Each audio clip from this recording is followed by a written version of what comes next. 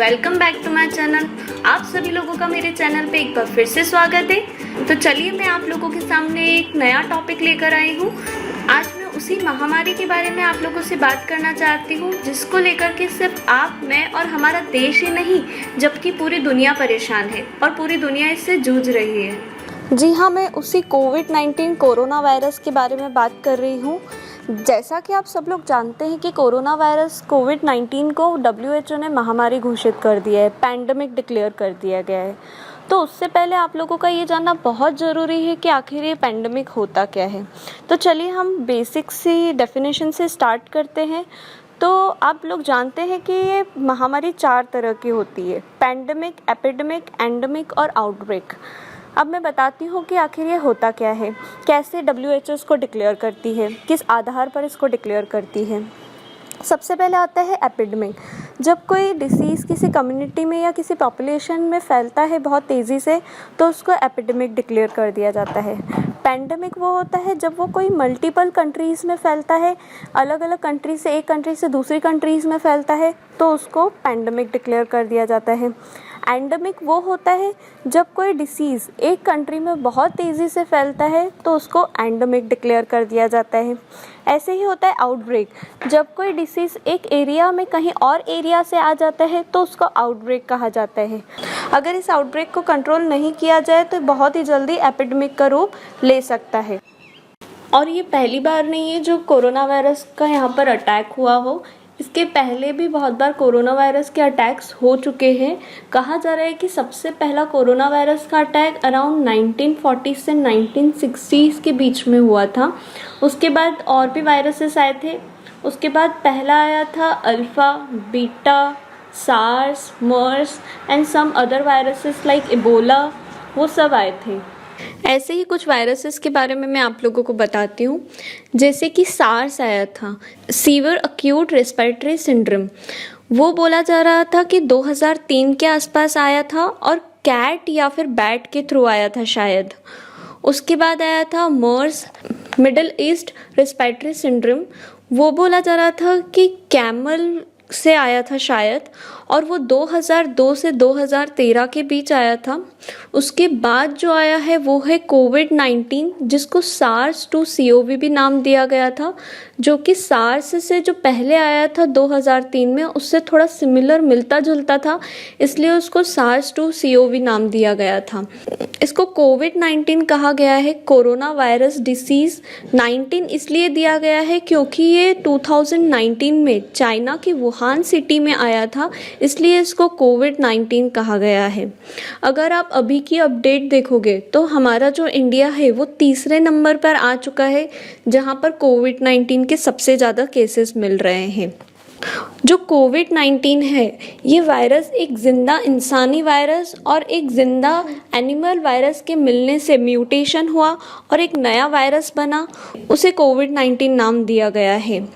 और कंपैरेटिवली दूसरे वायरसेस से इस वायरस का जो वेट है वो थोड़ा ज़्यादा होने की वजह से ये वायरस हवा में नहीं टिक पाता है और कहीं पर जाकर गिर जाता है, किसी सरफेस पे जाकर रुक जाता है। जैसा कि आप लोग जानते हो कि बहुत लोगों में आज भी ये कन्फ्यूजन है कि क्या ये वायरस हवा में भी ज़िंदा रहता है। जी नहीं, ये बिल्कुल नहीं रह पाता है, क्योंकि इसका ज़्यादा वेट होने की वजह से ये किसी सरफेस पे टिक जाता है और अलग अलग सरफेस पे इसके अलग अलग लाइफ लिमिट रहती है। जैसे कि बोला जा रहा है कि ये ड्राई सरफेस पे या ह्यूमिड वाली जगह पर ये ज़्यादा टाइम तक सरवाइव नहीं करता है, जबकि ये वेट एरिया पर ये ज़्यादा टाइम तक सरवाइव कर लेता है। ये अब हम बात करते हैं कि इसके सिम्टम्स क्या होता है। वैसे तो लोगों में जनरली माइल्ड सिम्टम्स देखे गए हैं। उनको कोल्ड, कफ या फिर फीवर होता है। ये सब तो आप लोगों को पता ही है, परंतु मैं आप लोगों के साथ में इसको लेकर डिटेल में थोड़ी बात करना चाहती हूँ। आप लोगों ने सबने सुना है कि स्टेज 1, 2, 3, 4, 5 स्टेजेस होते हैं कोरोना वायरस की। तो मैं आपको बताती हूँ कि कौन सी स्टेज में किसको कैसा क्या फील होता है। सबसे पहले तो इसमें कोरोना वायरस में सबसे पहली स्टेज आती है जिसमें लोगों को कोई सिम्टम्स नहीं दिखाई देता है, कुछ पता नहीं चल पाता है और वो अपना डेली रूटीन रेगुलर करते रहते हैं। उसके बाद आता है सेकंड स्टेज। सेकंड स्टेज में उनको माइल्ड सिम्टम्स दिखाई देते हैं, ड्राई कफ होगा, फीवर होगा थोड़ा बहुत, या फिर फिजिकल एनर्जी जो है वो थोड़ी वीक हो जाएगी। उसके बाद आता है थर्ड स्टेज। उसमें थर्ड स्टेज में आते आते वो निमोनिया का रूप ले लेता है, निमोनिया जैसा लगने लगेगा। उसके बाद आता है फोर्थ स्टेज। फोर्थ स्टेज में आने के बाद उनको थोड़ी ब्रीदिंग प्रॉब्लम होने लगती है, ऑक्सीजन की सपोर्ट की ज़रूरत पड़ती है। उसके बाद आता है फिफ्थ स्टेज। फिफ्थ स्टेज पे आने के बाद उनको ब्रीदिंग की कुछ ज़्यादा ही प्रॉब्लम हो जाती है और इसलिए उनको वेंटिलेटर की ज़रूरत पड़ती है। अभी तक जितना हम इस चीज़ को देख पा रहे हैं, हमको यही चीज़ समझ में आ रही है कि जो यंग जनरेशन वाले लोग हैं या फिर जो टीनेजर्स हैं, वो लोगों के अंदर इम्यूनिटी पावर अच्छा रहता है, तो उन लोगों के अंदर इस वायरस को फाइट करने के लिए इम्यूनिटी सिस्टम अच्छा रहता है। इम्यूनिटी सिस्टम वो होता है जो एक इंसान के अंदर खुद ही वायरस से फाइट करने के लिए हिम्मत या शक्ति रहती है उसके अंदर। तो एक एज के साथ उनका इम्यूनिटी पावर भी कम होता जाता है। तो जो अप्रॉक्सीमेटली 50 to 60 के अराउंड जिनकी एज है, उन लोगों में देखा जाए तो वायरस से लड़ने के लिए या फाइट करने के लिए हिम्मत या शक्ति नहीं बचती है। तो ऐसे में उनके ऊपर ये वायरस ज़्यादा टाइम तक टिक रहा है और ये अटैक ज़्यादा उनको कर रहा है। या फिर हम ये चीज़ बोल सकते हैं कि जो ऑलरेडी मेडिकल या हेल्थ प्रॉब्लम में है, उनके लिए थोड़ी ज़्यादा दिक्कत है, क्योंकि ऐसे लोगों में इम्यूनिटी सिस्टम वीक हो जाता है और उन लोगों के अंदर वायरस से फाइट करने की शक्ति या हिम्मत नहीं बच पाती है। तो ऐसे में वायरस उनके ऊपर ज़्यादा अटैक करता है और अंदर ही अंदर मल्टीप्लाई होता चला जाता है। तो आइए जानते हैं आखिर ये वायरस आखिर एक इंसान से दूसरे इंसान के अंदर जाता कैसे है।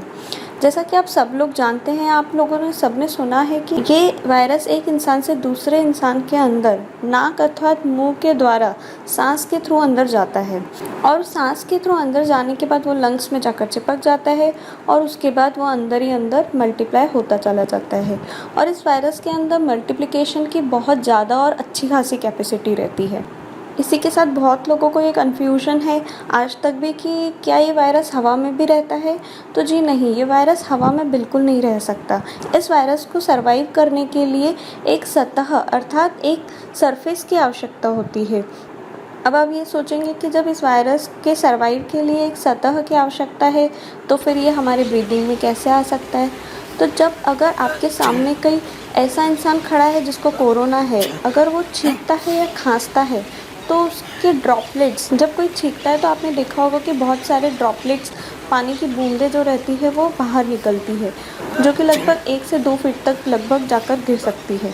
तो इसलिए कहा जा रहा है कि 1 मीटर की दूरी अर्थात 3 फीट की दूरी एक इंसान से बना कर रखें, ताकि अगर वो छींके भी तो उसकी बूंदें, वो ड्रॉपलेट्स में भी कोरोना आप तक ना पहुंच पाए और वो आपकी सांस के थ्रू अंदर ना जा पाए। और इसीलिए मास्क का उपयोग करने के लिए, रुमाल का उपयोग करने के लिए या फिर छींकते समय अपने हाथ के कोहनी को लेकर छींकने के लिए इसलिए कहा गया है, ताकि जो वायरस है वो किसी और तक ट्रांसमिट ना हो। ये वायरस हवा में नहीं रह सकता है, पर हाँ ऐसा ज़रूर आप लोगों के साथ हो सकता है कि यदि कोई कोरोना के पेशेंट कहीं पर छींकता है और वो उस रास्ते से तो गुजर जाता है, परंतु उतनी ही देर में अगर कोई पीछे से आने वाला व्यक्ति उसी रास्ते से गुजरता है जहाँ पर वो छींका था, तो जो वो बारीक बारीक जो ड्रॉपलेट्स रहती है वो जब तक हवा में चल रही है तब तक अगर वो इंसान वहाँ से गुजरता है तो शायद उसकी ब्रीदिंग के थ्रू, वो ड्रॉपलेट्स के थ्रू उस इंसान के अंदर वो कोरोना वायरस अंदर जा सकता है और उस इंसान को भी कोरोना हो सकता है।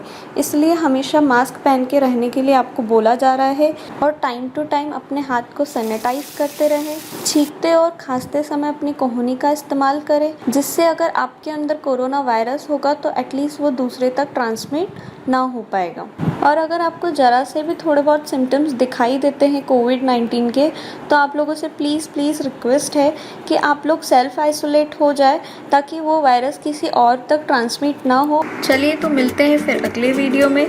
Thank you so much for watching my video. अगर आप लोगों को मेरा ये वीडियो अच्छा लगा और सही इन्फॉर्मेशन, अच्छी खासी इन्फॉर्मेशन मिली, तो मेरे इस वीडियो को लाइक ज़रूर करें और शेयर भी ज़रूर करें अपने दोस्तों के साथ। अगर आपने मेरे चैनल को सब्सक्राइब नहीं किया हो तो please subscribe my channel and press the bell icon. Keep smiling, stay safe.